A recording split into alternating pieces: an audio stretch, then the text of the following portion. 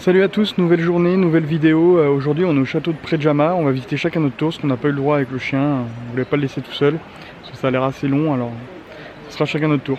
Donc je vais commencer tout de suite la visite, vous pouvez le voir derrière, en fait c'est un peu troglodyte entre guillemets, il est enfoncé dans une grotte, ça doit être intéressant à voir je pense. Alors là je viens de me rapprocher du château, on s'était renseigné un petit peu sur internet avant, tu peux prendre des tickets, comment ça s'appelle, des offres cumulées de tickets, nous on prend juste le château. L'audio guide apparemment est très bien fait, j'ai commencé à écouter, tu peux lire aussi, c'est plus pratique de lire, ça gêne moins les gens, et ça a l'air plutôt pas mal fait. Là je me rapproche tranquillement et puis ça va être parti pour la visite. Le château est niché au creux d'une falaise à plus de 100 mètres d'altitude. Vieux de 800 ans, c'est le plus grand château bâti dans une grotte au monde. Donc c'est parti pour la visite du château. À peine rentré, on peut voir que la forteresse fait vraiment corps avec la roche, c'est plutôt impressionnant. Les pièces sont plus ou moins meublées. Je suis tombé sur une assez intrigante salle de torture. Cette étrange pièce passée, j'ai continué de déambuler dans le château.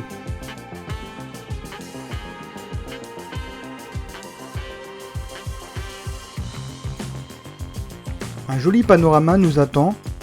Nous pouvons alors voir le village en contrebas.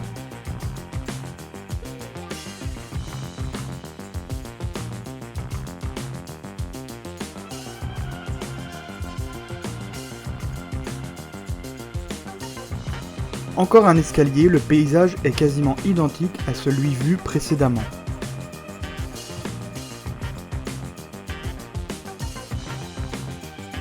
La visite nous fait monter de plus en plus haut au sein du bâtiment. Les pièces sont beaucoup plus meublées ici, on s'y croirait presque.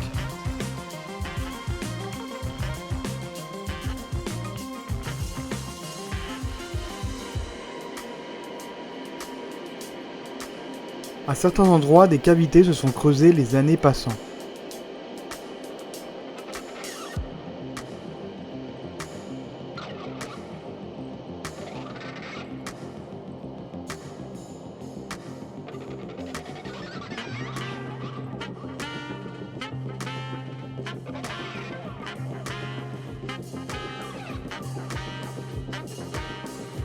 Ça y est, j'arrive à l'entrée de la grotte. C'est vraiment incroyable. J'ai de la chance, j'ai même pu voir une chauve-souris.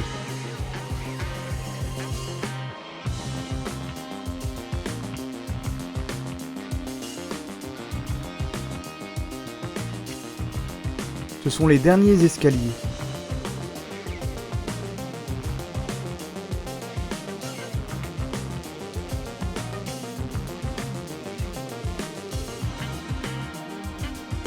Le trou dans la roche permet de faire des photos plutôt originales.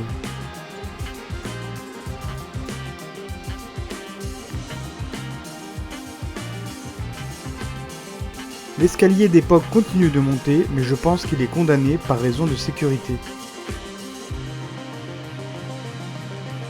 La visite terminée, il me faut maintenant redescendre les nombreuses marches qui m'ont emmené jusqu'ici.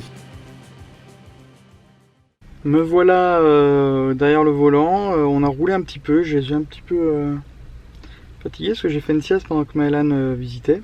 Parce qu'on n'a pas très bien dormi cette nuit, il y a énormément de bruit où est-ce qu'on était, c'était vraiment pas terrible.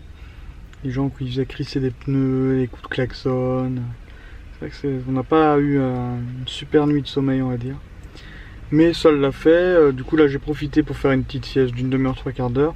Là je suis tout seul parce que Maëlan est parti faire les courses et moi je surveille San qui surveille le magasin. C'est un Lidl, je sais pas si on voit. Lidl.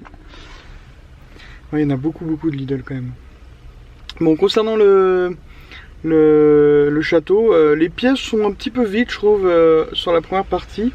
Mais ça reste intéressant.